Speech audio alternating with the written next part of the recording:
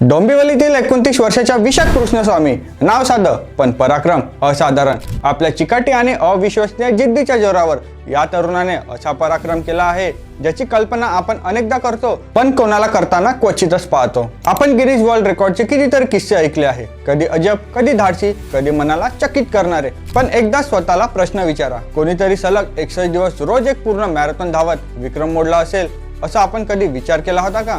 हा प्रश्न फक्त कल्पना नाही, विशाखने हे सत्य करून दाखवलं आहे। 1 सप्टेंबरला सुरू झालेली त्याची मोहीम रोज 42 किलोमीटर धावण्याची होती आणि महत्त्वाचं म्हणजे एकही दिवस चुकला नाही। शिस्त, नियोजन आणि मानसिक ताकद यांच्या बळावर त्याने 60 दिवसाचा जुना विक्रम मोडला आणि थेट Guinness book of world record मध्ये आपली नोंद पक्की केली। त्याच्या धावण्याचा प्रत्येक तपशील, अंतर, वेळ आणि आरोग्याचा डेटा नोंदवून गिनीज कमिटी पर्यंत पोहोचवण्यात आला आहे। आणि अजून एक खास गोष्ट, विक्रम मोडल्यावरही तो थांबला नाही। 62व्या दिवशी त्याने आणखी एक मॅरेथॉन धावत आपला प्रवास पुढे चालू ठेवला। हा विक्रम फक्त माझा नाही, माझ्यावर विश्वास ठेवणारा प्रत्येकाचा आहे असं सांगत त्याने नम्रतेने सगळ्यांच्या पाठिंबाचा मान राखला।